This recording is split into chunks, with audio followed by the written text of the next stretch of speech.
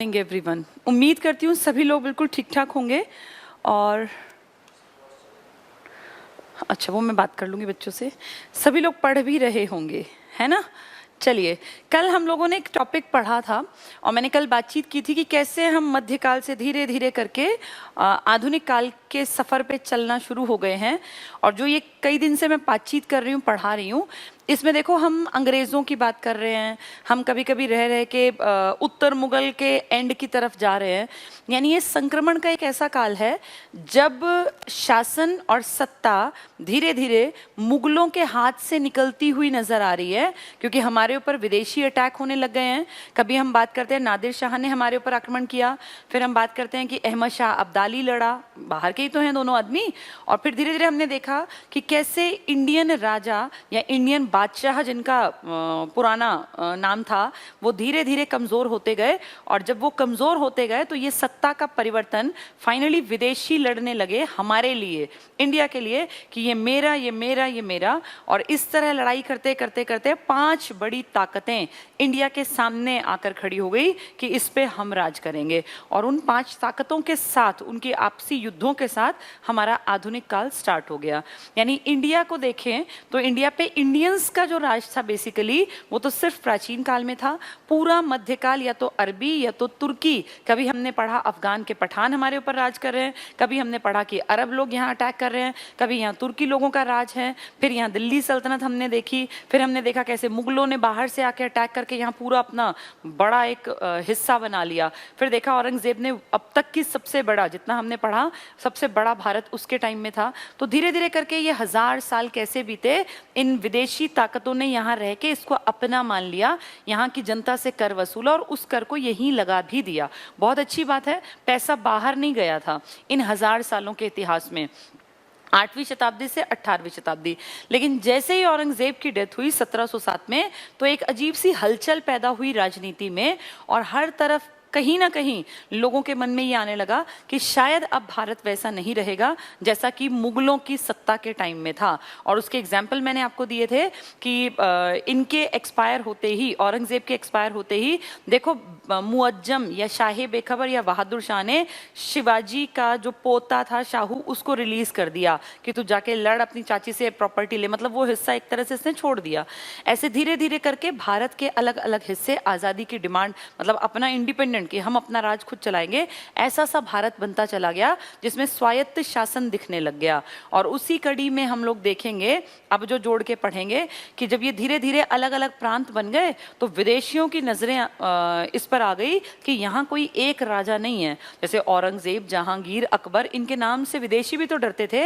उन्हें पता था कि इंडिया पे अटैक करना मतलब इनसे पंगे लेना, और इनकी लाखों की सेना के सामने टिकना कोई हंसी मजाक नहीं था। लेकिन अब धीरे धीरे ये प्रसिद्ध होने लगा कि अब इंडिया सूना है, अब इंडिया एक तरह से अनाथ है, जिसके ऊपर कोई एक ताकत नहीं राज कर रही। और इसी का फायदा उठाएंगे विदेशी। ये ऐसे विदेशी आएंगे जिनको इंडिया कभी अपना लगेगा ही नहीं। मुगल भी विदेशी थे, दिल्ली सल्तनत के सुल्तान भी विदेशी थे, लेकिन उन सब ने इंडिया को अपना मान लिया था, उसको इतना अपना लिया था कि यहीं मरे यहीं जिए। सिर्फ 3 ही मुगल तो बाहर हैं, बाकी सारे तो आज भी, देखो आप, हुमायूं का मकबरा है जिसको देख के आज भी लोग, आज भी इंडियन गवर्नमेंट पैसा कमा रही है, क्योंकि वहां घुसने की एंट्री फी लगती है, चाहे इंडियन जाए चाहे विदेशी जाए, वहां से रोज लाखों रुपए की कमाई है। लाल किला आप जानते हैं शाहजहां ने बनाया, वहां भी एंट्री फीस लगती है। ताजमहल आप जाते हैं, शाहजहां ने बनाया, वहां भी एंट्री फीस। यानी आज भी हम इंडिया में, इंडियन गवर्नमेंट पैसा कमा रही है। तो वो जो पैसा जनता से तो लिया गया था, लाल किला किसी के घर से थोड़ी बना है, लाल किले के पैसे सारे जनता के टैक्स के फॉर्म में इकट्ठे किए गए थे, तो राजकोष जनता से लेके ही तो भरा जाता था। आज भी ऐसा ही है, आज भी सरकार की संचित निधि तुम्हारा और मेरा पैसा है, लेकिन उस पैसे को लगा के आज तक की पीढ़ियां खा रही हैं। ये सोचो लाल किला कब बना था, शाहजहां आज थोड़ी था, आज से कई 100 साल पहले, और आज तक वो कमाई का साधन है। तो इंडिया से बाहर पैसा थोड़ी गया। लेकिन जो अब इंडिया में आएंगे विदेशी, वो भी हैं, वो इंडिया को अपना कभी नहीं मानेंगे और सिर्फ यहाँ से पैसा ढोते रहेंगे अपने देश में। तरीके इतने अपना लेंगे कि हम कुछ कर ही नहीं पाएंगे, और फाइनली हम हाथ पे हाथ रख के बैठ जाएंगे, हम इसको रेजिस्ट करना बंद कर देंगे कि हमारा पैसा बाहर भेजो। किताबें छपी, अखबार छपे, लेकिन हम अपने कान आंख बंद करके वैसे ही बैठ गए और इसलिए इंडिया गुलाम हुआ। इंडिया 18वीं शताब्दी तक गुलाम नहीं था। हम कभी नहीं कहते कि भारत जो है वो मुगलों का गुलाम था या भारत सुल्तानों का गुलाम था। हम ये कहते हैं भारत में सुल्तान थे, भारत में मुगल बादशाह थे, यानी हम मन से उनको अपना मान चुके थे, क्योंकि उन्होंने भी मन से इंडिया को अपनी मिट्टी मान लिया और इंडिया के पैसे को इंडिया के ही लिए यूटिलाइज किया। लेकिन जो अब इंडिया में आएंगे, जो अंग्रेज कहलाएंगे, पुर्तगाली कहलाएंगे, फ्रांसीसी कहलाएंगे, ये इंडिया में रहने नहीं आएंगे, रहेंगे यहाँ इस मिट्टी में से पैदा करके किसान जो है इनका पेट भरेंगे, लेकिन ये कभी भी इंडिया को अपना मान नहीं पाए और इसीलिए ये पैसा लगातार ढोते गए। बाबर वंशज बाबर के बाहर के थे, लेकिन बाबर ने बाहर पैसा नहीं ढोया, बाबर ने यहाँ का पैसा यहीं यूटिलाइज किया। अकबर कितना बड़ा बादशाह था, औरंगजेब कितना बड़ा बादशाह था, चाहे कट्टर था औरंगजेब, लेकिन यहाँ का पैसा यहाँ की जनता के लिए लगाया उसने यहाँ से पैसा बाहर नहीं भेजा। लेकिन जो अंग्रेज हैं, जो पुर्तगाली हैं, जो फ्रांसीसी आए या डच आए या डेन आए, ये पैसे को अपने देश भेजते रहे। यहाँ कोई गरीबी में मरे, अकाल पड़े, बीमारी फैले, भुखमरी हो तो ये जाएं भाड़ में, उन्हें हमसे कोई लेना देना नहीं था। लेकिन देखो मुगल ऐसे नहीं थे, मुगलों ने यहाँ राज किया तो यहाँ के प्रति अपनी जिम्मेदारी भी निभाई। इसलिए कहते हैं कि इंडिया गुलाम बना था अंग्रेजों का। कभी नहीं कहा जाता कि इंडिया सुल्तानों का गुलाम था या मुगलों का, क्योंकि गुलाम को एक्सप्लॉइट किया जाता है। तो हमारा एक्सप्लॉइटेशन मुगलों ने नहीं किया, न ही सुल्तानों ने किया, हमारा एक्सप्लॉइटेशन अंग्रेज सरकार करेगी। कैसे, आज उनकी एंट्री की बात करेंगे। और आज से जो टॉपिक नया शुरू हो रहा है ये है हमारा आधुनिक भारत। अब हम 2 पार्ट पूरे कर चुके हैं, थोड़े थोड़े पोर्शन अभी रहते हैं पढ़ाने, वो मैं अपने आप पढ़ा दूंगी। आधुनिक भारत क्या है? जब 18वीं शताब्दी आई ना, 18वीं शताब्दी का मतलब है 1700 प्लस, क्योंकि 1707 में औरंगजेब की डेथ हो गई, तो 18वीं शताब्दी में वो स्टार्टिंग में 7 साल बाद ही मारा गया। और उसके बाद इंडिया वीरान हुआ, सूना हुआ, अनाथ हुआ और अब कोई इंडिया पे राज करने वाला नहीं बचा, जिसका फायदा उठाएगी विदेशी कंपनियां। और ये विदेशी अपनी कंपनी बनाएंगे भी इसलिए ताकि इंडिया जैसे देशों को ये अपना गुलाम बना सकें और यहाँ की रिसोर्सेज को, यहाँ के संसाधनों को लूट लूट के अपने देश को अमीर बना सकें। इनका टारगेट ही ये था कि जितने उपनिवेश हैं इनको बिल्कुल इतना नीचे पहुंचा दो कि बस ये जिंदा रहें और ये सोचें कि ठीक है हमारे ऊपर अंग्रेज राज कर रहे हैं, वो इस लायक हैं। अजेयता का सिद्धांत हमारे दिमाग में भरा था इन्होंने कहा कि हम गोरे हैं, हमारी नस्ल ऊंची है, और तुम काले हो, तुम्हारी नस्ल नीची है, और तुम इसीलिए ये जरूरी है कि हम तुम्हारे ऊपर राज करें। ये इतना भर दिया हमारे दिमाग में, आज तक हम गोरे और काले के भेद से उबर नहीं पाए। आज भी देखो हर इंडियन की दिली इच्छा है कि हम गोरे हो जाएं। ये गोरा रंग हमारा कभी भी नहीं था, इंडियंस तो कभी गोरे थे ही नहीं। इंडियंस की जो, हमारे देश की जो लोकेशन है ना, वो ऐसी है कि हमारा रंग गेहुआ ही रहेगा। हम अंग्रेजों जैसे गोरे कभी हो ही नहीं सकते। अफ्रीकी जो लोग हैं वो हमसे भी ज्यादा काले हैं। इसका कारण आपके देश की स्थिति है ना।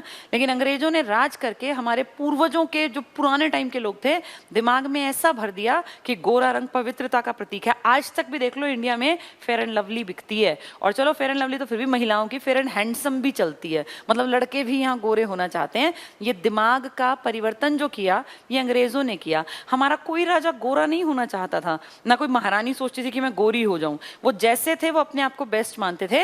अंग्रेजों के आने के बाद ये गोरापन, रंग साफ और ये सब चीजें, और आज तक देख लो हावी हैं। आज भी कितने पार्लर, कितने सलून इसलिए तो चल रहे हैं, रंग गोरा करने की क्रीम, आगे भगवान जाने क्या क्या। ये रंग गोरा करना ये वहीं से सिद्धांत है ये, कि गोरे लोग साफ होते हैं, प्योर होते हैं, वो इस लायक होते हैं कि वो कालों पे राज करें। तो ये उन्होंने हमारे दिमाग में, ये हमारा ब्रेन वॉश किया, और अब तक वो चले गए लेकिन हमारे दिमाग से निकला नहीं। उनकी भाषा को हम कॉपी करते हैं, उनके पहनावे को हम कॉपी करते हैं, उनके जैसे बालों का रंग भी कॉपी करने लग गए। हमारी पीढ़ी जब तक हम यंग थे, यानी 15-20 साल के, तो ये कोई रंग बिरंगे बाल नहीं थे। लेकिन अब की पीढ़ी में तुम देख लो कैसे कैसे बाल कर लेते हैं लोग। नीले बाल भी करने लग गए, हरे बाल भी करने, कहते हैं नॉनसेंस लगते हैं वो, लेकिन उनको लगता है कि हम स्मार्ट लग रहे हैं। ये वो ब्रेन वॉश था जो पीढ़ी दर पीढ़ी और आगे बढ़ता चला गया, और खत्म होने के भी आसार नहीं है। जब तक कि हम मेंटली इस बात को नहीं समझेंगे एक्सेप्ट नहीं करेंगे कि हम इंडियंस का एक रंग रूप है, कदकाठी है और हम अंग्रेजों जैसे नहीं लग सकते, नहीं हमें लगना चाहिए। लेकिन धीरे धीरे आप पहनावा देखो, खान पान देख लो। ये जो पिज्ज़ा है, आपको पता है ये पिज्ज़ा जो है तब आया था फर्स्ट वर्ल्ड वॉर में और सेकेंड वर्ल्ड वॉर में। पिज्ज़ा का जन्म क्यों हुआ था? क्योंकि उस टाइम खाने का बुरा हाल था, अकाल पड़ा था। तो माएँ क्या करती थी, रात की बची हुई रोटी पे ना सुबह कोई इस तरह का जैसे क्रीम टाइप का कुछ जो उन देशों में होगा वो लगा देती, थोड़ी सब्जियां काट देती और वो बासी रोटी अपने बच्चों को खिलाती थी। उनका वो कल्चर कॉपी कर करके आज हम पिज्ज़ा खाने में अपने आप को सोचते हैं कि वाह भाई हमारी पार्टी बहुत बढ़िया हो गई। हमारा देसी खान पान कभी पिज्ज़ा का था ही नहीं और ऐसे बासी खाने को हम कभी खाते भी नहीं थे। लेकिन आज वो देखो कल्चर में हमारे में रम गया और अब पिज्ज़ा के बिना तो बच्चे जो हैं वो पार्टी मानते ही नहीं है। आप किसी को कहो कि चूरमा और खीर की पार्टी है तो कहेंगे ये कैसी पार्टी है? पार्टी का मतलब ही पिज्ज़ा रह गया। तो ये दिखा रही हूँ कि आपको कैसे दिमाग को उन्होंने हमारे को ब्रेन वॉश किया। 1700 के बाद से हमारे देश में लगातार लगातार लगातार ये ताकतें छाती चली गई, इंडिया पे हावी हो गई। ऐसा नहीं है कि इससे पहले ताकतें नहीं थी, ये पहले भी थी। इनके इतिहास की बात करेंगे, आधुनिक भारत शुरू हो रहा है, आज पहली क्लास है और अब ये बेस है। आगे तक के पूरे इतिहास में जो पढ़ेंगे ना आधुनिक भारत में, वो सब यहीं से शुरू होगा। तो आज हम बातचीत करेंगे इंडिया के बारे में। देखो क्या हुआ, पहले हम एक मैप के बारे में बातचीत करते हैं, एक मैप को समझते हैं आधुनिक भारत में। बहुत ध्यान से सब लोग इस चीज को समझना। इंडिया मान लीजिए ये पानी का हिस्सा, यहीं से अंग्रेज आएंगे। इंडिया के साथ लगता है पाकिस्तान, अफगानिस्तान, ईरान, इराक, ये पूरा इलाका। यहाँ पे मान लीजिए यूरोप है और यहाँ पे मान लीजिए बहुत बड़ा सा अफ्रीका है। ये छोटे इसलिए बना रही हूँ क्योंकि ये सिर्फ एक आइडिया देने के लिए, हम अपने से जोड़ेंगे इन चीज़ों को। यहाँ पड़ता है पानी भूमध्य सागर, मेडिटेरियन सी। यहाँ पतला सा है लाल सागर, रेड सी। और जो ये वाला इलाका है ना, ये वाला इलाका, हमने इस्लाम धर्म पढ़ा था ना, इस्लाम धर्म की उत्पत्ति हुई थी अरब देशों में। हमारे ऊपर 712 में पहला अरब आक्रमण हुआ था, ये सब मैंने पढ़ाया तो था आप लोगों को। ये अरब आक्रमण, इस्लाम की उत्पत्ति, ये वही इलाका है जो मैंने तब भी पढ़ाया था जब मैं मध्यकाल की स्टार्टिंग कर रही थी 712 ईस्वी में। यहीं पर पढ़ते हैं। ये देखो भारत, पाकिस्तान, अफगानिस्तान, ईरान, उसके बाद ये सब शुरू हो गया। अरब देश हैं ये, सऊदी अरेबिया और ये सब चीज़ें बताई थी ना मैंने आपको, जहाँ पेट्रोल बहुत ज़्यादा है, पेट्रोलियम बहुत ज़्यादा है। इन इलाकों में और हमारे बीच में जैसे ये पूरा भरा हुआ है, पूरा देश देश देश है। यहाँ थोड़ा थोड़ा पानी है, जैसे यहाँ पे ना बीच में एक इलाका है, यहाँ यूरोप से जैसे आते हैं, थोड़ा सा नीचे है। ये अभी बोर्ड थोड़ा छोटा है इसलिए उतना मैं ड्रॉ नहीं कर पा रही हूँ, एक आइडिया दे रही हूँ। जैसे यहाँ से ना पानी के रास्ते से लोग अपने यूरोप से शिप्स लेके आते, फिर ऐसे ऐसे ट्रेवल करके यहाँ से लैंड एरिया पे पानी खत्म हो जाता, लैंड एरिया पे सामान उतारते, फिर यहाँ जैसे छोटा सा पानी का इलाका था ये फारस की खाड़ी, यहाँ से फिर पानी में ढोते सामान को, फिर उसको लाके इंडिया या आसपास के देशों में ले जाते। यानी ये एक आने का रास्ता था जिसमें यूरोप वाले, पुराने टाइम से हमारा व्यापार था, आज से नहीं है ना। ऐसा कि अंग्रेजों से पहले हमें व्यापार की अकल नहीं थी। याद करो हड़प्पा के टाइम पे भी व्यापार था, विदेशी व्यापार था, इंटरनेशनल तब भी ट्रेड था। तो उस टाइम पर जो ये रास्ता मैं दिखा रही हूँ, ये ऐसे होता हुआ पानी से फिर बीच में उतार के जो भी उनके पास साधन रहे होंगे उनमें लैंड एरिया से कवर करते, फिर ले जाके दोबारा पानी के जहाज में चढ़ाते और फिर ऐसे लाते थे। बहुत बढ़िया सब कुछ चल रहा था। पर इस इलाके पे ना, जो ये पानी का इलाका और रूट था, सी रूट था ये, इस पे एक तरह से एकाधिकार कर लिया अरब देशों ने, अरब कंट्रीज ने। और अरब देशों ने कहा अब हमारा सामान जाएगा और किसी और का सामान हम नहीं जाने देंगे। तो जब अब इन्होंने अपना एकाधिकार कर लिया तो जो इस तरफ के देश थे वो बेचारे परेशान कि यार इस रूट से तो हम सामान ले नहीं जा सकते, अब हम क्या करें, हमारे पास कोई दूसरा रूट है नहीं, इनके पास कोई दूसरा रूट, क्योंकि उस टाइम ना ये सब भी तो मिला ही हुआ था थोड़ा थोड़ा पट्टी से। ये दो सागर हैं पर इनके बीच में भी लैंड एरिया है, तो अब कोई ऑप्शन नहीं, अब क्या करें, नए रूट खोजो, लड़ने मरने में क्या रखा है, नया रास्ता खोज लेते हैं। कोई और रास्ता होगा जो इंडिया के आसपास तक पहुंचता होगा, एशिया जाता होगा बेसिकली। तो उसी दौर में 1492 में एक आदमी है कोलंबस जैसे उसको भेजा गया। दो देश बहुत ज़्यादा यात्राएं करवाते थे, एक स्पेन और एक पुर्तगाल। ये जब तब अपने देश से खर्चा करके और लोगों को भेजते थे कि जाओ तुम नए नए सी रूट्स खोजो, कहाँ पे बढ़िया रूट है किसी दूसरे देश तक पहुँचने का। तो स्पेन और पुर्तगाल सबसे आगे थे खर्चा करके, अपने यहाँ से जो साहसिक नाविक होते थे ना कि भाई हम रूट इस पे जाएंगे, रूट नया खोज के लाएंगे, फिर उनको खूब सारे पैसे देते और एक नया रूट खोज लिया, तो फिर आगे तक का व्यापार का इनका बढ़िया रास्ता बन गया।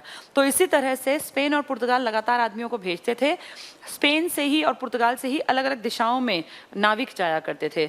तो ऐसे ही एक नाविक को कहा गया कि तुम इंडिया जाने का रास्ता खोजो, क्योंकि अरबों ने इस एरिया पे तो कब्जा कर लिया, ये हमें रास्ता नहीं देंगे। भाई अरब यही तो हैं, तो ये अपने हिस्से में बोले हम नहीं जाने देंगे, तो कोई क्या कर लेगा?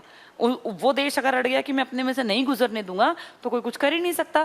फारस की खाड़ी पे अधिकार कर लिया अरब ने, अरबों का ही पूरा इलाका था, ये आज भी है। तो ये जो फारस की खाड़ी है ना, यहाँ पानी का हिस्सा, इससे आवाजाही बंद कर दी कि यूरोप से कोई नहीं आएगा, हमारा हिस्सा है। तो अब यूरोपीय परेशान, तो एक आदमी को कहा गया, क्रिस्टोफर कोलंबस को, कि तुम जाओ और भारत की तरफ जाने का रास्ता खोजो। क्रिस्टोफर कोलंबस अपनी नाव लेके साहस के साथ निकल पड़ा, चलता गया, पूरा महासागर है, पानी पानी, कुछ नहीं दिखता, ना कोई टापू, ना कोई इंसान, कुछ नहीं पता कहाँ जाएगा, हो सकता है मर भी जाए, कितने ही लोग तो मर जाते थे। ऐसे चलते चलते चलते ये रूट पकड़ गया उधर का, जबकि रूट आना था इधर, उधर पहुंच गया और बहुत लंबी रास्ता तय करते करते, यात्रा करते करते फाइनली इसको एक दिन एक तट दिखाई दिया। ये उस तट पे गया और फिर देखा तो वहाँ जनता रहती थी, बड़ा खुश हुआ, इसको लगा मैंने इंडिया जाने का रास्ता खोज लिया। जबकि इंडिया जाने के लिए उसको इधर आना था, वो अपोजिट डायरेक्शन में चला गया। उसने वहाँ जो लोग थे ना, उनको सोचा ये इंडिया के लोग हैं और नाम दे दिया रेड इंडियन, कि ये रेड इंडियन है। आज भी रेड इंडियन प्रजाति है, लेकिन वो इंडिया में नहीं है, वो अमेरिका के, उत्तरी अमेरिका के तटवर्ती इलाकों में है, जिनको कि गलती से खोज के टाइम सोचा गया था कि ये इंडिया है। तो ये कोलंबस को पता नहीं था कि मैंने इंडिया नहीं, मैंने अमेरिका खोज लिया। और इस तरह से अमेरिका, जिसका कि कोई प्लान भी नहीं था खोजने का, उसकी खोज हो गई 1492 में। 1492 में अमेरिका खोजा गया। अमेरिका किसने खोज लिया? क्रिस्टोफर कोलंबस ने। ये गलती में खोजा गया था, खोजना था इंडिया। इसके बाद पता चला कि भैया ये इंडिया नहीं है, तो ठीक है, नई खोज शुरू हुई। ऐसे ही खोज करते करते करते बहुत लोगों ने यात्राएं की। सफल जो होता है उसका नाम लिया जाता है। यात्राएं तो ढेर लोग करते हैं, तैयारी ढेर लोग करते हैं, नाम उसका होगा जो पेपर पास करके लग जाएगा। ऐसे ही ढेरों यात्राएं की लोगों ने, यहाँ से शिप ले लेके पूरा अटलांटिक महासागर होते होते महीनों लग जाते, चलते रहते, पानी पानी, कोई आदमी नहीं, कुछ नहीं, पता नहीं कहीं रास्ते में कोई वेल मछली खा जाए, कहीं तूफान आ जाए, मर जाए। ऐसे ढेरों नाविक निकले। एक आदमी था जिसका नाम था बार्थोलोमोडियाज, लोमड़ी जैसा नाम था, बार्थोलोमोडियाज। वो पहुंचते पहुंचते पहुंचते अफ्रीका के यहाँ तक आ गया, साउथ के बिल्कुल पॉइंट तक। यहाँ आके उसको लगा कि यार बहुत दिन हो गए, कई महीने, क्योंकि ये अटलांटिक महासागर तो दूसरा वर्ल्ड का बड़ा महासागर है। तो उसको बड़ा परेशान हुआ, उसको लगा यार कुछ नहीं मिला इतने लंबे रास्ते में, और फाइनली यहाँ आना बेकार था। तो उसका नाम उसने रख दिया निराशा अंतरीप, इस जगह का नाम। तो ये वापस लौट गया और जाके इसने कहा भाई वहाँ कुछ नहीं है, फालतू की जगह है और इंडिया जाने का कोई रास्ता नहीं है। लेकिन इसके बाद एक आदमी ने हिम्मत की और चलते चलते, पुर्तगाल का था वो, चलते चलते चलते इस रूट को क्रॉस करते करते करते उसको लगा कि थोड़ा और आगे जाके देखता हूँ, क्या पता कोई रास्ता मिल जाए। तो वो बार्थोलोमोडियास के रास्ते से आगे निकला और जैसे ही आगे निकला तो उसको एक आदमी मिल गया, एक आदमी जो कि गुजरात साइड का था। उसने उससे बातचीत की, पूछा भाई कोई रास्ता जाता है क्या? तो उसने कहा हाँ बिल्कुल, यहाँ से रास्ता जाता है और भारत पहुँचता है। वो आदमी उसकी बात मान के, अब्दुल मनीक नाम था उसका, यहाँ से पहुँचते पहुँचते और फिर इंडिया आ गया। तो देखो यहाँ से बस क्रॉस करना दिक्कत था, उसके बाद तो इंडिया का रास्ता क्लियर था। जैसे ही वो इंडिया पहुंचा 1498 में भारत आने का समुद्री मार्ग खोज लिया गया। भारत पहले भी आते थे, लेकिन तब यहाँ पानी का हिस्सा और लैंड एरिया से होते हुए आते थे। अब भारत आने का समुद्री मार्ग है, बीच में कोई रुकावट नहीं, सीधे पानी से भारत पहुंचा जाएगा। तो इंडिया तो पहले भी था, इसलिए कई लोग कहते हैं भारत खोज लिया। भारत नहीं खोजा, भारत तो ऑलरेडी था, लेकिन भारत आने का समुद्री मार्ग खोज लिया 1498 में। और आप सब जानते हैं ये आदमी था Vasco D gamma. Vasco D gamma पुर्तगाली था, पुर्तगाली। और जो ये कोलंबस है ये स्पेन। तो ये पुर्तगाल और स्पेन दो कंट्रीज हैं जो बहुत ज़्यादा अपने नाविक भेजती थी, इसलिए सफलता भी इन्हीं को मिली, इन्हीं के लोगों को। भेजे तो बहुत सारे लोग थे, लेकिन सफल दो लोग हुए हैं जो ज़्यादा फेमस हैं। कोलंबस ने इंडिया सोच के उत्तरी अमेरिका खोज लिया, वहाँ की प्रजाति का नाम रेड इंडियन पड़ गया 1492 में। उसके 6 साल बाद इसने, पुर्तगाल वाले ने हमारे देश आने का पानी का मार्ग खोज लिया। जो अफ्रीका का ये जो स्पॉट था ना, जहां से वो आदमी लौटा था बार्थोलोमोडियास, इसका नाम पड़ गया आशा अंतरीप, केप ऑफ गुड होप। आशा अंतरीप, ये पूछ लें अगर कहाँ है तो अफ्रीका के दक्षिणी हिस्से, दक्षिणी बिंदु पर है। आशा अंतरीप, केप ऑफ गुड होप इसका नाम है आज, केप ऑफ गुड होप। ठीक है, तो इस तरह इंडिया आने का रास्ता खोजा है ये। 1498 में ये आदमी इंडिया आया, और कितने समझदार हैं ये विदेशी, देखो कितने ज्यादा। हम आज भी उतने चालाक और चतुर नहीं है जितने ये उस टाइम में थे। आज से कितने 600-700 साल पहले की बात कर रही हूँ। अब ध्यान से सुनना, कुछ देश जो हमारे ऊपर इंडिया में आके और उसको अपना उपनिवेश बनाने की कोशिश करेंगे और उसको लूटने की भी कोशिश करेंगे। एक फॉर्मूला है PDEDF, ये 5 हैं जिन्होंने ज्यादा कोशिश की इंडिया में बसने की, अपना नहीं माना, इंडिया से पैसा लूटने की। ये PDEDF का मतलब क्या है? P मतलब पुर्तगाली, जो मैंने अभी एग्जाम्पल दिया आपको। डी मतलब यहाँ है डच। डच कौन होते हैं? नीदरलैंड के लोगों को डच कहा जाता है। नीदरलैंड ही हॉलैंड था पहले। हॉलैंड या नीदरलैंड एक ही देश है। पुराना नाम हॉलैंड था, नया नाम नीदरलैंड। और नीदरलैंड के जो निवासी हैं ना, उनको कहते हैं डच, DUTCH, डच। तो ये डच कहलाते हैं। ई मतलब है इंग्लैंड वाले, यानी अंग्रेज लोग, इंग्लिशमैन कह लो, ठीक है, इंग्लैंड से जो लोग आए थे। और डी का मतलब है यहाँ डेनमार्क वाले, तो डेन कहलाए ये। और एफ मतलब है ये फ्रांस है, तो फ्रांसीसी कहलाए, फ्रांस लिख देते हैं, ये डेनमार्क। तो PDEDF, ये 5 ऐसे देश हैं जिन्होंने कोशिश की कि इंडिया पे हमारा कब्जा हो जाए और हम इंडिया को अपने हिसाब से लूट सकें, उपनिवेश बना सकें और वहाँ मार्केट डेवलप कर सकें, उनसे कच्चा माल ला सकें। ये सारे अगर आप समझ पा रहे हो, पुर्तगाल यूरोप में है, डच जो जहाँ के लोग डच कहलाते हैं, नीदरलैंड यूरोप में है, इंग्लैंड भी यूरोप में है, डेनमार्क भी यूरोप में है और फ्रांस भी। इसका मतलब सारे लोग यूरोप से ही आ रहे थे। क्यों? क्योंकि यूरोप में बहुत बड़ी क्रांति हुई थी। यूरोप में एक बहुत बड़ी क्रांति हुई थी जिसे आप कहते हैं औद्योगिक क्रांति, इंडस्ट्रियल रिवॉल्यूशन। सुना होगा आपने ये नाम। आपने रिनेंसा सुना होगा, पुनर्जागरण काल, जब ये दोबारा से उतरे थे नए नए फील्ड्स में। इन लोगों ने एक्सपेरिमेंट्स करने शुरू किए, मशीनें बनानी शुरू की, पेंटिंग्स बनानी शुरू की, बहुत कुछ नया नया किया। ये क्रिएटिविटी को बढ़ावा देते थे। और उसी सीरीज में जब इनके यहाँ इंडस्ट्रियल रिवॉल्यूशन हुआ, औद्योगिक क्रांति आई, मशीनें बड़ी बड़ी बन गई, बड़ी बड़ी फैक्ट्रीज, तो उन मशीनों में यूज करने के लिए कच्चा माल चाहिए था। और कच्चे माल के लिए चाहिए होती है जमीन, क्योंकि कच्चा माल किसी ना किसी फॉर्म में जमीन से ही निकलता है। आप कच्चे माल में खेती के सामान देख सकते हैं, आप कच्चे माल में कुछ जानवर के प्रोडक्ट देख सकते हैं, ये सब खेती से ही प्रभावित। जानवर भी तो खेती की चीजें ही खाएगा। तो इसलिए जिस देश के पास कच्चा माल होगा उसको के ऊपर इनकी गिद्ध दृष्टि होगी। और इंडिया आप जानते हैं बहुत अमीर था, इंडिया में बहुत सारी जमीन उपजाऊ थी, इंडिया के एक बड़े हिस्से पर खेती की जा सकती थी, चाहे कपास उगा लो, चाहे नील पैदा कर लो, चाहे गेहूं पैदा कर लो, चावल बाजरा जो मन करे, क्योंकि यहाँ जलोढ़ मिट्टी का बहुत बड़ा इलाका था।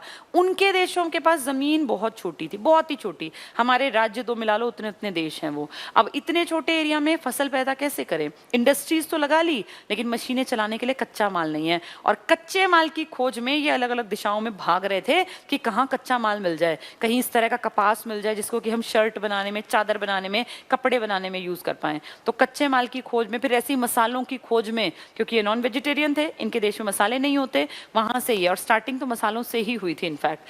फिर धीरे धीरे करके ये PDEDF इंडिया में आने की कोशिश करने लगे। PDEDF जैसे लिखा है, आए ऐसे ही हैं, लेकिन कंपनी ऐसे नहीं बनी। कंपनी कैसे बनी? सबसे पहले पोर्टुगीज या पुर्तगालियों ने अपनी कंपनी बनाई, 1498 में आया था ना, तभी कंपनी बना दी कि व्यापार करेंगे। डच जो बनी कंपनी, ये बनी है आपकी 1602 में, लेकिन आए हैं ये इंडिया में पहले। इंग्लैंड वालों की कंपनी बन गई थी 1600 में, लेकिन आए बाद में। डेनमार्क की कंपनी बन गई थी 1616 में, और फ्रेंच कंपनी बन गई थी 1664 में। ये 5 सन हैं कंपनी बनने के, कि कब कब कंपनी बनी। तो ये आपको याद रखते हैं, सब PDEDF इंडिया में आने के हैं। अब ध्यान से देखो, पुर्तगाली पहले आए, कंपनी भी पहले है। सबसे लेट फ्रांसीसी आए, कंपनी भी लेट है। डच, ये डेनमार्क वाले सेकेंड लास्ट है कंपनी। ये दो उल्टे कर देना। अगर पूछे कंपनी पहले कौन सी बनी, तो पहले इंग्लैंड की बनी 1600 में। लेकिन इंडिया में कौन आया? पहले कंपनी बना के अपने देश में बैठे थे ये। इंडिया में पहले आए हैं डच और फिर आए हैं इंग्लैंड वाले। ठीक है। तो अगर पूछें आने की सीरीज तो PDEDF, लेकिन कंपनी बनने की सीरीज में बीच के दो चेंज करने हैं। पहले पुर्तगाली कंपनी बनी, उसके बाद इंग्लैंड की कंपनी बनी, फिर डच वालों की कंपनी बनी, पीछे वाले सेम रहेंगे यानी डेनमार्क और फ्रेंच। ठीक है, एक याद कर लो PDEDF, ई और डी को बदल देना। अगर कंपनी बनी पूछे तो पूछते हैं वो, ताकि बच्चा गड़बड़ी में हड़बड़ी में उसको गलत करे। कंपनी आने का क्रम है ये, इंडिया में आने का, लेकिन कंपनी बनने का क्रम हमें ये याद रखना है। ठीक है, तो आने का क्रम है PDEDF, लेकिन बनने का क्रम है, तीन सेम है, इनको उल्टा कर देना, 1600 और 1602, 1616, 1664, 1498। ठीक है, अब हम बात करेंगे इंडिया में कौन सी पहले आई। पुर्तगाली पहले आए। ये पुर्तगाली कैसे आए मैंने रास्ता समझा दिया। आए और आते ही इंडिया में केरला में सबसे पहले जो आदमी पहुंचा, कालीकट के तट पर पहुंचा केरल में। इन्होंने 1498 में अपनी कंपनी बना दी, उस्तादो द इंडिया, कहीं कहीं मुस्तादो द इंडिया लिखा है, कहीं कहीं एस्तादो द इंडिया, जो भी लिखा है कोई दिक्कत नहीं है। कंपनी बना दी और कंपनी बना के 1498 में बोले यहाँ से व्यापार करेंगे। एक दो बार आया ये जल्दी जल्दी में, जैसे 1498 में आया, फिर अगले साल फिर आके इसने देखा कैसे क्या कुछ रास्ता है, ठीक है कि नहीं है, और महज 5 साल में 1503 में, 5 ही साल तो हुए, ये अपनी यहाँ पे आके और अपनी एक फैक्ट्री लगा लेते हैं इंडिया में। 1500 याद करो, अभी 1526 पानीपत का पहला युद्ध भी नहीं हुआ, अभी दिल्ली सल्तनत चल रही है। 1504 में तो हमारा ये शहर आगरा बसा था ना, सिकंदर सूरी ने जो बसाया था। तो आप याद करो कि ये दिल्ली सल्तनत के मालिक हैं, साउथ की तरफ अभी कोई ताकतवर नहीं है। उसी दौर में ये आता है और 1503 में अपनी फैक्ट्री बना देता है पुर्तगाली। कहाँ बनाई? कोचीन में, पहली फैक्ट्री केरला के कोचीन में।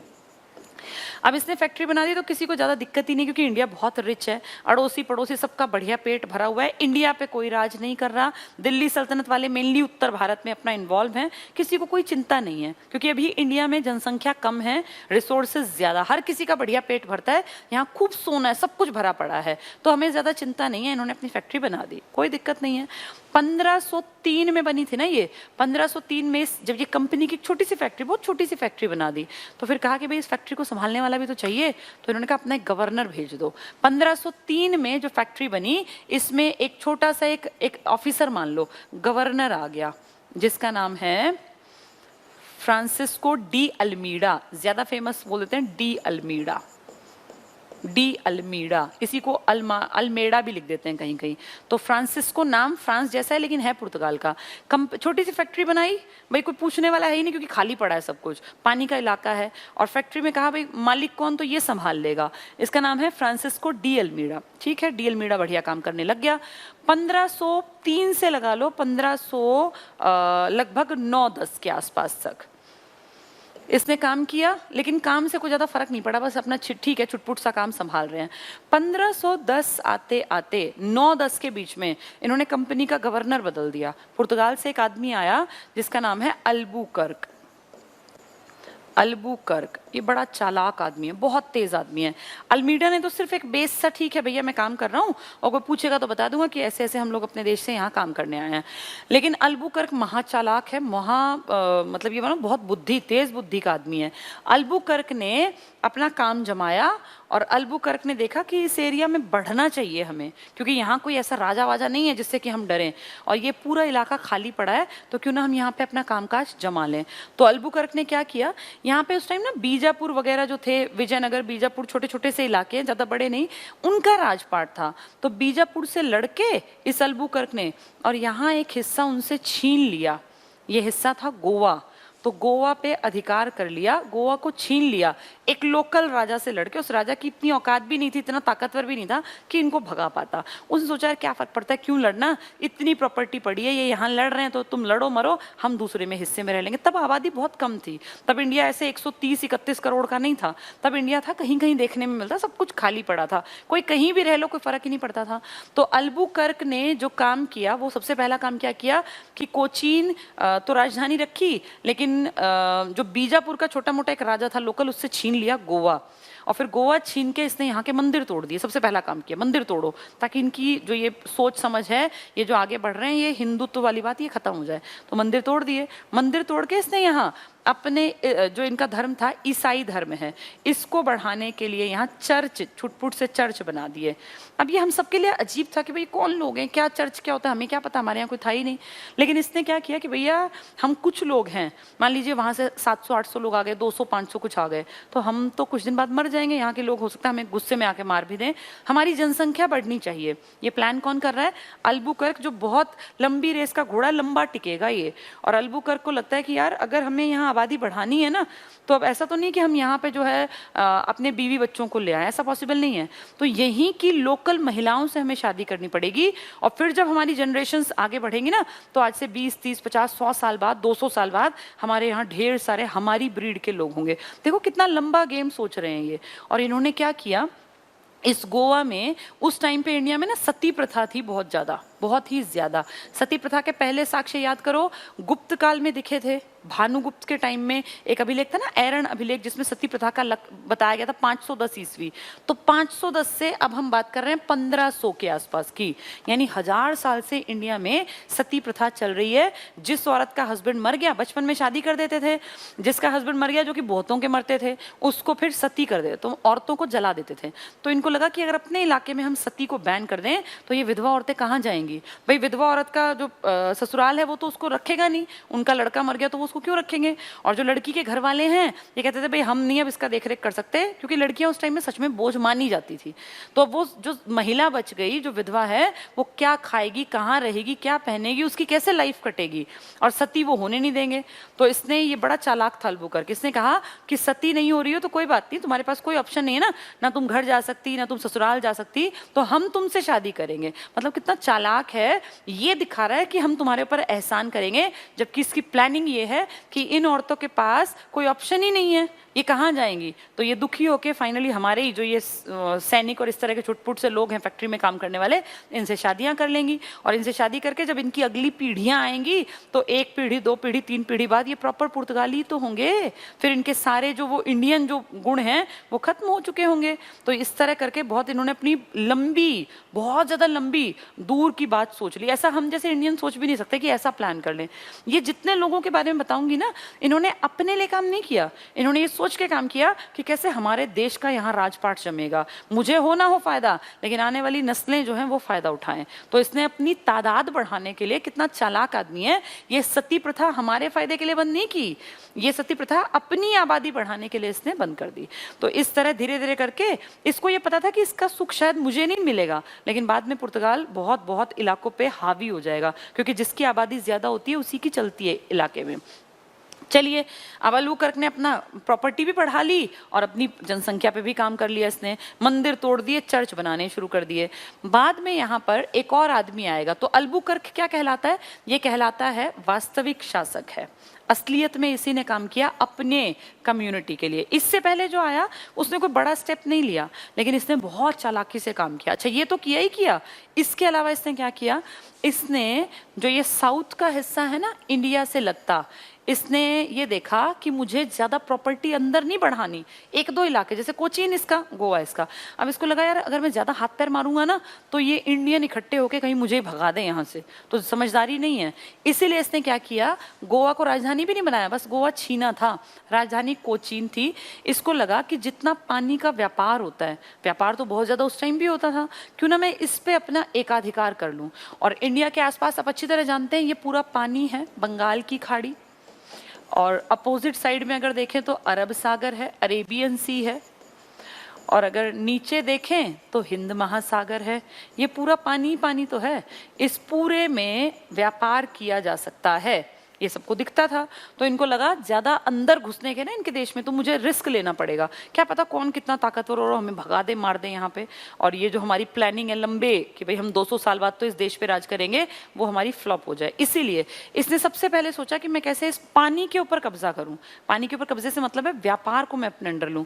तो अल्बुकर्क ने, जो बहुत ही चालाक आदमी है, इसने इस नीचे के पूरी टेरिटरी पर, पानी पर अपना प्लान करके, ब्लू वाटर पॉलिसी है ये इसकी, ब्लू वाटर पॉलिसी, इसी को कहा जाता है हिंदी में शांत जल की नीति। बड़ा चालाक था ये, शांत जल की नीति। पेपर में आ जाएगा किसने दी थी शांत जल की नीति, इसको समझ लेना। तो इसके तहत इसने क्या किया, इंडिया के इधर की तरफ जाएं बहुत ज्यादा तो ऑस्ट्रेलिया आ जाता है ना, आपने मैप में देखा होगा ऑस्ट्रेलिया। ऑस्ट्रेलिया और इंडिया के बीच से मैं यहाँ मान लीजिए, यहाँ एक जगह पड़ती है मलक्का, जिसको आप मलाया भी कह देते हैं, या मलक्का, मलक्का ये इलाका। और इस तरफ अगर जाते हैं तो देखो फारस की खाड़ी, जहां अरब बैठ गए थे, वहां पे हरमुज एक जगह पड़ती है, हरमुज यानी ईरान इराक के आगे वाला इलाका समझ लो, पानी से जुड़ा हुआ। और इस तरफ मलक्का। इन लोगों ने जो ये अल्बुकर्क है क्या किया, यहां से यहां तक पूरा इलाका अपने कब्जे में ले लिया। यहाँ कोई आदमी तो रहता नहीं, पानी पानी है, लेकिन इस पूरे इलाके पर इन्होंने राज अपना शुरू कर दिया। कैसे कि इन्होंने ये एक तरह का कानून बना दिया कि अगर कोई भी शिप यहाँ से जाएगा इस एरिया से, अब ये देखो इंडिया इसके हेर फेर में आ गया, यहाँ तो ये बैठे ही हैं, इस एरिया से अगर कोई भी शिप जाएगा व्यापार करने तो उससे हमारा यानी पुर्तगालियों का, यानी अल्बुकर्क पुर्तगालियों का कार्टेज लेना होगा। कार्टेज एक तरह का टैक्स मान लो, एक तरह का परमिशन लेटर मान लो। जैसे आप गाड़ी चलाते हो, लाइसेंस होता है ना आपके पास, तो इसी तरह से कार्टेज एक परमिशन का लेटर है जो कि कौन देंगे, पुर्तगाली। और जिस ये हर शिप पे लगा होना चाहिए जो यहाँ से गुजरेगी। अगर किसी शिप पर ये नहीं लगा है तो उसको लूट लिया जाएगा। ये झूठ क्या बोलने लगे कि समुद्री लुटेरे लूटेंगे, जबकि रियलिटी ये खुद ही लूटते थे।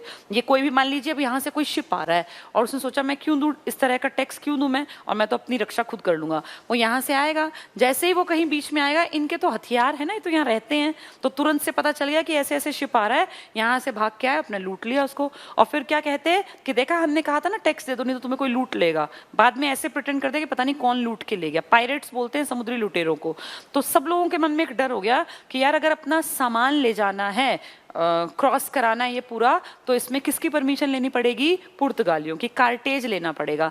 ये शांत जल की नीति है, कमाई का कितना बढ़िया जरिया है। अगर टोल टैक्स रोड पे लेते हैं तो रोड बना के देना पड़ता है ना, पुल बनाना पड़ता है, रोड बनाना पड़ता है। इनको कुछ नहीं बनाना पड़ा, लेकिन सब लोग डर के मारे इनको टैक्स देने लग गए। जो व्यापार करेगा वो इनके सामने हाथ जोड़ के, इनको स्वामी मान के, और अपना नाम देखो क्या रखा, बोले हम हिंद महासागर के स्वामी हैं। कौन कह रहा है ये बात, ये कह रहे हैं पुर्तगाली। हमारी मर्जी के खिलाफ यहाँ एक भी शिप, जहाज लदा हुआ नहीं जा सकता, नहीं तो वो लूट लिया जाएगा। उस पर क्या लगा होना चाहिए, कार्टेज। कार्टेज यानी परमिशन लेटर, और परमिशन के बदले पैसा लेंगे। तो कितने चालाक है, अपनी कमाई का कितना तगड़ा जरिया। किसने किया है ये काम, अल्बुकर्क ने। इसीलिए ये कहलाता है भारत में पुर्तगाली साम्राज्य का जो छोटा मोटा जो भी था उसका संस्थापक है। फ्रांसिस्को डी अल्मीडा ने कोई बड़ा स्टेप नहीं लिया, आया बैठा काम किया चला गया। इसने गोवा छीना, सती प्रथा बंद की ताकि इनकी आबादी बढ़े, तो वैसे भी काम किए, और फिर शांत जल की नीति के नाम पे उस टेरिटरी का मालिक बन के बैठ गया, हिंद महासागर का स्वामी। तो इनको बहुत ज्यादा फायदा, जो बेस बना दिया ना पुर्तगालियों का, वो अल्बुकर्क ने बना दिया। इस अल्बुकर्क के बाद ये मैंने दिखा दिया आपको, मलक्का और हरमुज, इन पे अटैक किया था 1511 में। 10 में तो ये आया ही था, गोवा छीना था इसने, 9 में आया था, फिर 11 पे इसने करके पूरा अपना एरिया जो है सेफ हो गया। अब इसके बाद एक आदमी आया तीसरे नंबर पर, जिसका नाम है नूना डी कुन्हा। ये एक आदमी का नाम है, ये भी बहुत चालाक है। 1529 में जब ये आया तो इसने अपनी राजधानी कोचीन से चेंज कर दी। काफी साल तो कोचीन रही, फिर जो छीना था ना इन लोगों ने बीजापुर से, क्या था वो, गोवा। इसने गोवा को अपनी राजधानी बना दिया। तो अब इनकी राजधानी जो मेन है वो गोवा है। किसने बनाई है ये गोवा राजधानी, क्यों बनाई समझे, क्योंकि अब तक यहाँ आबादी दिखने लग गई थी। कई साल बीत गए ना, तो जो अगली पीढ़ियों में बच्चे दिखने लग गए वो पुर्तगाली दिखने लग गए। तो इनको लगा भाई ये इलाका ठीक है, हम यहाँ अपना हमारी आबादी भी दिखने लग गई है और ये हमारी राजधानी होगी। तो देखो कितना लंबा गेम सोचते थे ये। हम इंडियंस कितने शांत शरीफ थे, ये चीजें हमने कभी सोची नहीं। जो इन्होंने लंबे प्लान बना लिए कि ऐसा होगा 20 साल बाद यहाँ जो बच्चे दिखेंगे छोटे छोटे वो सारे पुर्तगाली दिखेंगे, और उसके 20 साल बाद जो जवान दिखेंगे वो पुर्तगाली दिखेंगे, और अगले 60-70 सालों में पूरा पुर्तगाली ही दिखेगा। और आज भी कभी आप गोवा जाओगे ना तो आपको सच में जाके लगेगा कि ये इंडिया का हिस्सा नहीं है, कुछ अलग ही कल्चर है। गोवा आज भी ऐसा फील होता है कि कहीं अलग कंट्री में हम आ गए हैं। वहाँ के लोगों का रहन सहन खान पान आज भी गोवा में ओल्ड गोवा जो है ना पूरा पोर्टुगीज बिल्डिंग है, पूरे की पूरी, मैंने देखा इसलिए आपको बता रही हूँ, पूरी बिल्डिंग्स हैं, कॉलोनी की कॉलोनी है, उनकी खिड़कियां, उनके दरवाजे, अलग सा आर्किटेक्चर है पोर्टुगीज इमारतों का। कई तो वहां बड़े बड़े होटल्स बन गए हैं पुराने घरों में ही। तो ये जो पोर्टुगीज कल्चर है ना, इसका कारण मैंने आपको बता दिया, ठीक है। और गोवा तो हमें इन्होंने दिया ही नहीं था, आजादी मिल गई पर गोवा हमारा नहीं हुआ। 1961 में इनको पीट पीट के यहाँ से भगाया, तब गोवा हमें मिला, वरना गोवा हमारे पास था नहीं। 61 तक अगर किसी को गोवा जाना था तो उसको फिर वीजा लगाना पड़ता था, जैसे विदेश में वीजा लगता है ना, ऐसे वीजा विद परमिशन यहाँ एंट्री होती, जबकि हिस्सा हमारा था। तो पुर्तगाली सबसे पहले आए थे इस देश में और सबसे आखिर में गए हैं। इंग्लैंड वाले लेट आए थे, चले भी जल्दी गए। 5 में से ना 2 को तो ज्यादा मतलब ही नहीं था, एक तो डच को ज्यादा मतलब नहीं था यहाँ, एक डेन को, वो दोनों जल्दी चले गए। आए, थोड़ा बहुत कामकाज देखा, जितना हो सका लूट के और भाग गए, वापस चले गए। लेकिन 3 टिके थे इंडिया में, अंग्रेज और फ्रांसीसी और पुर्तगाली। इनमें सबसे ताकतवर फाइनली अंग्रेज साबित हुए, और फ्रांसीसियों का छोटा सा हिस्सा था दक्षिण भारत में, जो ये पौंडीचेरी वाला इलाका है, ये वाला, ये फ्रांसीसियों ने हमें बाद में दिया। 1954 में गए हैं, 53-54 के आसपास। और जो पुर्तगाली हैं ये गोवा में लास्ट तक बैठे हुए, दमन दीव गोवा सब इनके ही थे, ठीक है। चलिए, तो अल्बुकर्क मैंने बताया, फ्रांसिस्को डी अल्मीडा बताया, और अब नूना डी कुना। इसने गोवा को क्या बना लिया, राजधानी। और इसने अब थोड़ी टेरिटरी बढ़ेगी इनकी, जैसे पहले ये कोचीन में थे, फिर गोवा पे अधिकार किया, अब राजधानी बन गई। इसके बाद यहाँ गोवा, ये जो है ना अपना गुजरात, इसके पास आपने सुना होगा दमन और दीव, 2 बहुत छोटी छोटी यूनियन टेरिटरी हैं, बहुत ही छोटी हैं। दीव और दमन दोनों में फोर्ट्स बना लिए, किले बना लिए। और जो ये दीव है बिल्कुल पानी के पास, दोनों बिल्कुल पानी से लगते हैं। यहाँ आज भी फोर्ट एज इट इज खड़ा है, बहुत बड़ा सा किला है, बहुत बड़ा सा किला। और इस किले के ना एक तरफ तो एंट्री शहर में से है जो बसा हुआ है आज, और इसके 3 तरफ आज भी एज इट इज पानी, क्योंकि यहाँ है ना, तो आप ये लगा लो 3 तरफ पानी है। आप किले की दीवार पे जब चढ़ के देखोगे तो आपको पूरा दूर दूर तक अरब महासागर दिखाई देगा, बहुत सुंदर। और सोचो वो 1529-35 इसके बीच में बना किला था, आज 2035 आने वाला है। इतने साल, 500 साल बीत गए, लगातार पानी की लहरें टच करती हैं उस किले को, उस किले की जो दीवारें हैं ना वो पानी की लहरें टच करती हैं बिल्कुल, लेकिन वो एज इट इज खड़ा है। इतने सालों में आप हमारे आज के घर देखो जो हम बनाते हैं, 2 साल के बाद घर में कहीं कहीं सीलन दिखने लगती है, पपड़ी सी हो जाती है। कितना ही पैसा लगाओ, कितना ही अच्छा आर्किटेक्ट हो, कितना ही महंगा बिल्डिंग मटीरियल, 2 साल में घर में कहीं ना कहीं नीचे ऊपर कहीं ना कहीं सीलन दिखेगी। लेकिन इसको देखना, इतना मजबूत किला है ये दमन दीव वाला जो मैंने देखा, उसके बारे में बता रही हूँ कि पानी इतनी तेज लहरें धड़ाधड़ उसको टच करती हैं। सोचो 24 घंटे कितने सालों से लगातार पानी की लहरें उसको मार रही हैं, और उसके अंदर कुछ भी नहीं है, कोई दिक्कत नहीं है, एज इट इज वो किला खड़ा है। आज भी वो तोप जो उस टाइम पे लगा दी गई थी, किले के ना तीनों तरफ तोप रखी हुई है, आज भी रखी हुई है। वो अलग बात है कि वो चलती नहीं है। वो तोप क्यों रखी गई थी कि अगर कोई समुद्र में से, सागर में से आता दिखाई दे, जो मान लो लूटने के लिए आ रहा है या कुछ भी इस तरह का, तो उसको तोप से तुरंत पानी में ही उड़ा दे। तो दमन और दीव 2 अलग से शहर टाइप थे, दोनों में किले बनाए इन पुर्तगालियों ने, और पानी से लगते हैं। जो इनके बीच में कोई भी दिखता था उस पर तुरंत तोप से ये अटैक करते थे। आज भी वो तोप एज इट इज खड़ी हुई है, कुछ छोटी हैं, कुछ बहुत बड़ी बड़ी हैं। तो ये किस तरह से बस रहे हैं वो आपको समझा रही हूँ। धीरे धीरे करके इन लोगों ने क्या किया, पहले देखो अपनी आबादी बढ़ाने लग गए, गोवा छीन लिया, पानी के सारे सिस्टम पे नीचे अधिकार कर लिया, और अब धीरे धीरे आगे बढ़ते बढ़ते दमन दीव टाइप के इलाके भी इन्होंने छीन लिए। इनका बहुत बढ़िया कामकाज चल रहा था। लेकिन जब ये कामकाज चल रहा है ना, इसी दौर में अब इंडिया में मुगल आ जाएंगे। 1526 में मुगलों की शुरुआत हुई, भाजसा। तो अब मुगलों के सामने इनकी इतनी औकात नहीं रहेगी कि ये बहुत फ्री होके आगे बढ़ पाए, क्योंकि मुगल दिल्ली और अपना ये आगरा, फतेहपुर सीकरी, लाहौर, इनमें तो मेन रहते हैं ना। वैसे उनका राज पूरे भारत पे है, लेकिन ये इतने चुपचाप गुमनाम तरीके से काम कर रहे हैं कि अभी ये ज्यादा न्यूज में नहीं है, ज्यादा लोगों को पता नहीं है इसके बारे में। तो पुर्तगाली अपना चुपचाप गुमनाम तरीके से काम करते चले गए। ये 3 नाम काम के हैं। पहला फ्रांसिस्को डी अल्मीडा जो पहला था, वास्तविक कहें तो अल्बुकर्क, और अगर कहें कि ये जो फोर्ट वगैरह है तो नूना डी कुना। ठीक है, ये 3 नाम इंपॉर्टेंट है। अब जैसे पुर्तगाली आए, मैंने क्या बताया, PDEDF। पुर्तगालियों के बाद कौन आने लग गए यहाँ, डच आने लग गए। डच कौन है, नीदरलैंड के डच हैं, जो हॉलैंड के नीदरलैंड के निवासी हैं, वो डच कहलाते हैं। अब डच की कहानी साथ साथ शुरू कर देते हैं। ये जो डच है ना, ये पहले गुलाम थे, किसके गुलाम थे ये? स्पेन के। तो जैसे ही ये स्पेन के चंगुल से निकले, इनको लगा यार हमें भी अमीर बनना है। अमीर बनने का रास्ता क्या? सोने की चिड़िया में आ जाओ और कितने ही पैसे ले जाओ, इनको कोई फर्क ही नहीं पड़ना और ना यहाँ पे कोई रेजिस्ट करने वाला। तो स्पेन की आज़ादी से तुरंत आज़ाद हुआ जो ये नीदरलैंड था, छोटा सा देश, इसको भी अमीर बनने का चस्का लगा कि भैया मुझे अमीर बनना है। तो इंडिया का रास्ता इसको दिखाई दिया, ये यहाँ आ गया और यहाँ आना इसका कामयाब भी हुआ। इसने भी आके धीरे धीरे करके व्यापार करना स्टार्ट कर दिया। अब जब इंडिया में व्यापार का ऑलरेडी एक आया हुआ है तो उसका काम देख के दूसरा उसी फील्ड में आसान होता है ना। जैसे पहला स्टेप लेना मुश्किल होता है, अगर किसी ने एक फील्ड में काम कर लिया तो दूसरे को एक आइडिया लगता है कि यार ऐसे ऐसे तरीके से काम किया जाता है। तो धीरे धीरे करके जो डच थे ये पुर्तगालियों के नक्शे कदम पे चलते हुए इंडिया की तरफ आए और इन्होंने अपनी पहली फैक्ट्री कोचीन में नहीं लगाई, कोचीन तो यहाँ था ना, इन्होंने इस तरफ लगाई, इस तरफ मसूलीपट्टनम, मसूलीपट्टनम। इसी को कुछ लोग मछलीपट्टनम भी कहते हैं। अब ऐसे आजकल ना मछली ज़्यादा होती है ना यहाँ, तो मछलीपट्टनम। और ये कहाँ पड़ेगा? आज के आंध्र प्रदेश में। तो केरल, आंध्र प्रदेश साउथ के इलाके हैं, एक अपोजिट हो गए, ये पूर्व का वो पश्चिम का, अलग अलग हो गए ना। इस तरफ ये पूर्वी तट हो गया और इस तरफ ये पश्चिमी तट है, क्योंकि इधर ही तो पूर्व है अरुणाचल प्रदेश। तो इन्होंने अपनी फैक्ट्री लगा ली पुर्तगालियों से थोड़ी सी अलग। धीरे धीरे करके ये चालाकी, ये भी चालाक है, इनके सामने तो पुर्तगाल एग्जाम्पल है, तो उसकी तरह ये अपनी टेरिटरी बढ़ाएंगे। ये भी आसपास के इलाकों में व्यापार करने लगे, फिर श्रीलंका तक पहुंचे, फिर मलक्का मलाया तक पहुंचे, फिर आगे पहुंचने लग गए और फाइनली जाके इनके इलाकों पे भी आने लग गए, इनके आसपास। तो पुर्तगालियों को टक्कर देने के लिए अब कौन आ गए हैं? डच। और अगर आपको बताऊं तो डच हावी होने लग गए धीरे धीरे करके। डच इनके ऊपर, डच बने कब हैं?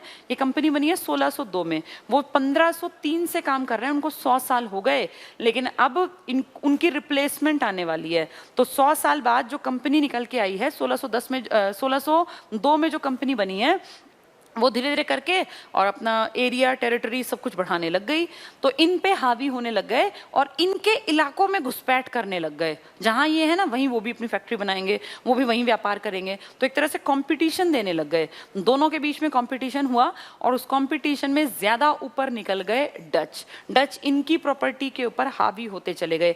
ये 1-2 साल में नहीं होता, इसमें 20, 30, 50, 100, 200 साल भी लग जाते हैं। जैसे अंग्रेज एकदम से हावी थोड़ी हुए, यहाँ आ तो 1608 के बाद गए थे ना, लेकिन यहाँ बसने की जो ये था कि इंडिया पे अटैक कर लो, इंडिया को छीन लो, वो 1757 की लड़ाई है, 150 साल का टाइम लगा। ऐसे ही इनको अब पुर्तगालियों के पंजे उखड़ने लग गए, इनके पैर उखड़ने लग गए, क्योंकि इनकी जगह पे कौन आने लग गए हैं? डच। और वो धीरे धीरे करके टेरिटरीज को हड़पते जा रहे हैं। तो ये डच जो हैं, ये 1602 में कंपनी बनी है और धीरे धीरे 50-60 साल में ये इतने हावी हो गए कि पुर्तगालियों को इनसे डर लगने लग गया। कहीं ना कहीं ये सच्चाई है कि पुर्तगालियों को लगा यार ये ज्यादा हावी हैं।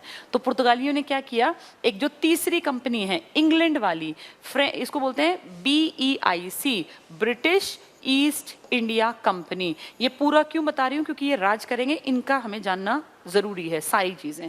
बाकियों ने तो सिर्फ यहाँ कोशिश की, इसने यहाँ राज किया। तो ब्रिटिश ईस्ट इंडिया कंपनी जो कभी अब डच को रिप्लेस देखो कैसे करेंगे। डच ने इनकी चीजें छीन ली हैं, अब ये डच से बचने के लिए क्या करेंगे, इसलिए इंग्लैंड बीच में आएगा। अब देखना क्या हुआ, 1600 में कहीं कहीं 1599 लिखा है एक आधी किताब में, एक कंपनी बनती है ब्रिटेन में, ब्रिटिश ईस्ट इंडिया कंपनी। और ये प्राइवेट कंपनी है, 217 आदमी, थोड़े थोड़े पैसे, जैसे मान लीजिए कोई 20 रुपए, कोई 100 रुपए, कोई 1000 रुपए मिलाते हैं, 217 आदमी और एक प्राइवेट कंपनी बनाते हैं। वो भी हमारी एक कंपनी है और हम व्यापार करेंगे, हम इंडिया के साथ व्यापार करेंगे, जो नुकसान होगा तो हमारा, फायदा होगा तो हमारा। लेकिन इस व्यापार करने के लिए हमें परमिशन चाहिए, क्योंकि अपने देश से परमिशन लेनी पड़ती है ना। तो महारानी ब्रिटेन से हम लोगों को परमिशन चाहिए। महारानी ब्रिटेन क्यों दे परमिशन? क्योंकि हम आपको टैक्स देंगे, हम जो कमाएंगे ना उसमें हम देश की सरकार को टैक्स देंगे, तो सरकार को टैक्स ही चाहिए। तो ब्रिटेन की महारानी से ये एक चार्टर पे साइन कराते हैं और कहते हैं कि 15 साल के लिए तुम्हें व्यापार करने की छूट दी जाती है इंडिया और आसपास के देशों में। यानी जो ये एशियाई देश है ना, यहाँ आपकी कंपनी को परमिशन दी जाती है, आप व्यापार कर लीजिए। परमिशन मिल गई कब? 1600 में। 1601 में एक आदमी आया यहाँ पर, अगले ही साल, कैंस्टर नाम है उसका, जहाँ हिस्ट्री में नाम लिखा भी नहीं है। एक आदमी आया कैंस्टर, कुछ नहीं किया इसने, बस आया और चला गया। दूसरा आदमी आया जॉन मिल्डन हॉल, जॉन, इसका नाम एक आधी किताब में मिल जाएगा, मिल्डन हॉल, ये दूसरा आदमी है, 1604 में आया। इसने भी कोई खास काम नहीं किया, लेकिन फिर भी इसका नाम एक आधी किताब लिख देती है, कैंस्टर का नाम भी नहीं मिलता। 1608 में एक आदमी आएगा जिसका नाम है कैप्टन हॉकिंस। ये मैंने जहांगीर में तुम्हें बहुत अच्छी तरह बताया था, जिसको 400 का मनसब भी दिया था 1608 में।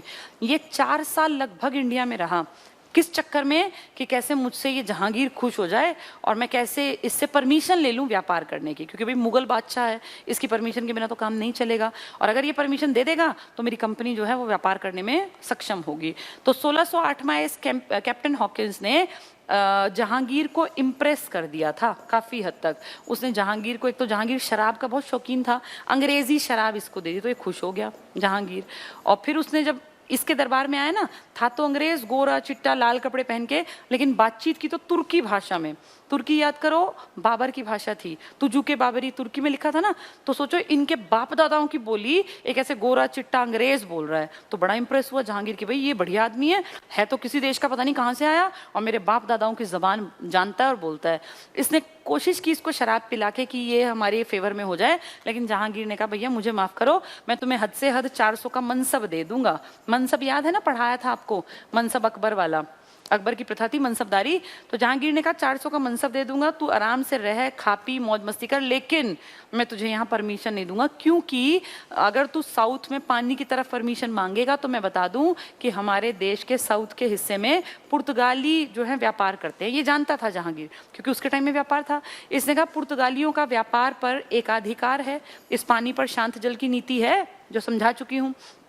अकबर की शिप पर भी कार्टेज लगता था, इतना सिक्का चलता था इन पुर्तगालियों का, डर के नहीं, लेकिन ये कि भाई सर प्लीज आप भी, हम आपसे टैक्स नहीं लेंगे, लेकिन आप भी एक कार्टेज लगा लो वरना आपका भी शिप कोई लूट लेगा। तो अकबर के शिप पर भी कार्टेज लगता था। तो जहांगीर ने कहा भाई हमारे तो सुनो, हम तो ये परमिशन नहीं दे सकते, क्योंकि पुर्तगाली फिर इस बात पे गुस्सा करेंगे। तो पुर्तगाली अगर तुम हरा सकते हो तो फिर ठीक है। तो अब इनके दिमाग में आया कि यार पुर्तगालियों से कैसे क्या किया जाए कि पुर्तगाली एक बार नीचे आ जाएं, मतलब इसको जहांगीर को लगे कि पुर्तगाली कमजोर हैं और हम ताकतवर। तो इसी चक्कर में अच्छा इसने जो ये कैप्टन हॉकिंस था ना, इसने कहा था कि आप हमें ना सूरत में फैक्ट्री खोल लेने दो। सूरत बहुत बढ़िया जगह थी, तो जहांगीर ने मना कर दिया। थोड़ा मोड़ा काम शुरू हुआ था, लेकिन फिर जहांगीर ने कहा नहीं भाई यहाँ नहीं खोलनी फैक्ट्री, क्योंकि यहाँ तो पुर्तगाली फिर चिक चिक करेंगे, और पुर्तगाली कभी मेरे बाप दादा के टाइम से ही जो है उनका राज चला है पानी पर, तो मैं उनसे पंगे नहीं लूंगा। तो इन्होंने कहा ठीक है सर कोई दिक्कत नहीं, लेकिन अगर हमारी और अंग्रेजों की लड़ाई, पुर्तगालियों की लड़ाई हो जाए और अगर हम जीत गए तो आप परमिशन दे दोगे? तो उसने कहा हाँ ठीक है, अगर जीत गए तो परमिशन ले लेना, फिर तो मुझे कोई दिक्कत ही नहीं। तो इसीलिए 1612 में, ये 11 में जो ये बातें बता रही हूँ ना, 11 की कोशिश थी यहाँ फैक्ट्री बनाने की। 1612 में गुजरात के पास एक गांव पड़ता है स्वाली, कहीं कहीं SWALLI लिखा है इंग्लिश में, स्वाली, गुजरात के पास। यहाँ एक लड़ाई हुई, ये लड़ाई थी पुर्तगालियों की और अंग्रेजों की। तो इनकी लड़ाई हुई। अब इस लड़ाई में ना पुर्तगाली जो अपने आप को कहते थे हम हिंद महासागर के स्वामी हैं, इनको आइडिया नहीं था कि अंग्रेज इतने ताकतवर होंगे। इस स्वाली के युद्ध में अंग्रेजों ने एक ऐसी शिप का यूज किया जिसका नाम है रेड ड्रैगन। एक आधी बार पेपरों में आ जाती है ये रेड ड्रैगन। इस शिप की ताकत के दम पे पुर्तगालियों को हरा दिया स्वाली के युद्ध में अंग्रेजों ने। और जैसे ही पुर्तगाली हारे तो अंग्रेजों का स्थान ऊपर हो गया। और अब अंग्रेजों ने कहा जहांगीर को, सर देखिए इनको हमने हरा दिया, आप जो कह रहे थे ना कि इनकी परमिशन लेनी पड़ेगी हमें, ये हमसे हार गए, अब हम व्यापार कर लें, अपनी कोठियां बना लें। अब जहांगीर को लगा अगर इन्होंने पुर्तगालियों को हरा दिया, जिनके के नाम के कागज हम भी चिपकाते थे अपनी शिप्स पर, इसका मतलब ये कुछ चीज है, इसका मतलब ये ठीक है, मुझे इनको परमिशन दे देनी चाहिए। और इसीलिए इन लोगों ने जो पहली कोठी साउथ में बना दी थी, दिखावटी फैक्ट्री, मसूलीपट्टनम में, लेकिन इनकी इच्छा कहाँ थी? सूरत में। 1615 में फिर सूरत में कोठी बनी। ये बहुत इंपॉर्टेंट बात है, ध्यान से सुनना। ये पहली कोठी बनाना चाहते थे सूरत में, लेकिन पुर्तगालियों के डर के कारण जहांगीर ने मना कर दिया। इन्होंने एक छोटी सी व्यापारी कोठी बना ली थी मसूलीपट्टनम में, जहां की डच भी कोठी बनाई थी, याद है? पहली पुर्तगालियों ने कोचीन में बनाई, फिर डच ने मसूलीपट्टनम में बनाई। ये चाहते हैं सूरत में अलग, लेकिन सूरत में परमिशन नहीं मिली, तो इन्होंने भी मसूलीपट्टनम में। कामकाज शुरू हुआ था पहले सूरत में, लेकिन वो बीच में रोक दिया। मसूलीपट्टनम में इन्होंने काम कर लिया, फैक्ट्री बन गई। फिर दोबारा से इन्होंने स्वाली के युद्ध में हरा के सूरत में अपनी पहली जो बढ़िया फैक्ट्री है वो खोली थी।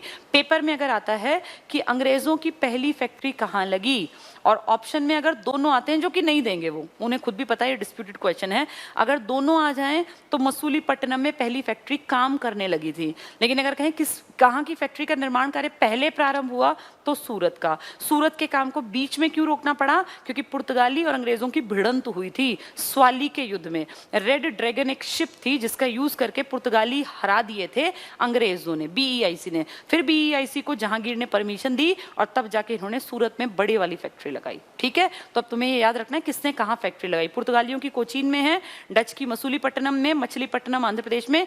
इन्होंने कोशिश सूरत में की, लेकिन काम शुरू हुआ पहले, काम भी शुरू हुआ लेकिन फैक्ट्री चली थी पहले मसूलीपट्टनम की, फिर आई थी सूरत की। स्वाली का युद्ध भी याद रखना। अब क्या हुआ, अब इंडिया में 3 हो गए। कौन कौन? पुर्तगाली भी यहाँ काम कर रहे हैं, हारे तो भागे थोड़ी, अभी हैं यहाँ पर। डच भी यहाँ काम कर रहे हैं, और तीसरे आ गए पीडीई, ई मतलब ब्रिटिश ईस्ट इंडिया कंपनी। ठीक है, तो ये 3 देश हो गए। अब पुर्तगालियों को इन्होंने यहाँ हराया है, लेकिन अभी ऐसा नहीं कि पुर्तगाली बेवकूफ़ हैं और छोड़ के भाग जाएंगे, अभी वो बैठे हैं यहाँ। लेकिन पुर्तगालियों को एक दिक्कत क्या हो रही है कि ये जो डच है ना, ये भी पुर्तगालियों को जगह जगह हराते जा रहे हैं। कहीं कहीं इनकी जगहों को इन्होंने छीन लिया। मलक्का के आसपास और फारस के आसपास अभी ऐसे कोठियां बना ली, व्यापारी कोठी, बहुत छोटी छोटी हैं, कुछ ज्यादा नहीं है। अगर इतना होता तो ऊपर वाले लोग कॉन्शियस होते, लेकिन अभी ऊपर वालों को कोई चिंता नहीं। कोठियां बना रहे हैं, छुटपुट सी फैक्ट्री बना ली, मान लो 2-4 एकड़ में, तो क्या बिगड़ गया? इतने अमीर देश में महासागर था ये, यहाँ पे हर चीज इतनी ज्यादा थी। अगर सागर से कोई एक बाल्टी पानी ले गया तो क्या बिगड़ना है सागर का?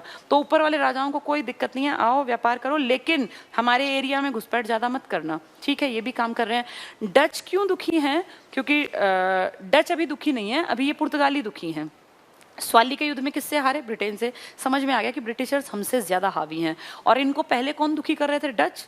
तो इनके दिमाग में एक प्लान आया, इन्होंने कहा ये डच ना धीरे धीरे करके हमारे एरिया हड़पते जा रहे हैं, तो अब ये फाइनली जाके गोवा को भी हड़पेंगे और फिर ये आगे बढ़ेंगे, तो क्यों ना हम, बम्बई भी इनका था, इनका बम्बई भी था और गोवा भी था, तो इनके दिमाग में आता है कि हम क्यों ना डच और अंग्रेजों की टक्कर करवा दें। भाई अंग्रेजों ने हम हरा दिए, कोई बात नहीं, हम अंग्रेजों से रिश्तेदारी बना के और क्यों ना अपने इलाके बम्बई और इस तरह का कुछ इलाका इस बीईआईसी को दे दे, फिर ये बीईआईसी अपने आप डच को सीधा कर देगी। यानी मैं दुश्मनी अपने साथ क्यों निभाऊं, मैं दुश्मनी अपनी रिश्तेदारी के ऊपर थोप देता हूँ, ये अपने आप देख लेंगे। पुर्तगाल की एक राजकुमारी थी कैथरीन, इसकी शादी कर दी जाती है ब्रिटेन के राजकुमार चार्ल्स सेकंड, उस राजकुमार का नाम है। इन दोनों की शादी हो गई। अब ब्रिटेन का राजा है, राजा का बेटा, और पुर्तगालियों की लड़की है, तो दहेज टाइप में, भाई एज अ गिफ्ट। तो पुर्तगाल क्या कह रहा है कि एक काम करो, मैं तुम्हें गिफ्ट दे देता हूँ, और मेरी एक प्रॉपर्टी इंडिया में पड़ी है, देखो शादी कहाँ हो रही है? यूरोप में, और कह रहे मेरी एक प्रॉपर्टी इंडिया में पड़ी है बम्बई, वो मैं तुम्हें देता हूँ, तुम ले लो। किसको दे दिया? ब्रिटेन के राजकुमार को शादी में गिफ्ट दे दिया। तो ब्रिटेन का राजकुमार बोला भाई मैं क्या करूंगा, इतनी दूर मुझे क्या जाना, मैं तो लंदन में रहता हूँ। तो उसने कहा हमारी एक कंपनी वहाँ वहाँ काम कर रही है, ब्रिटिश ईस्ट इंडिया कंपनी, हम उसको दे देते हैं 10 पौंड पे प्रति सालाना, कुछ इस तरह का उन्होंने किया।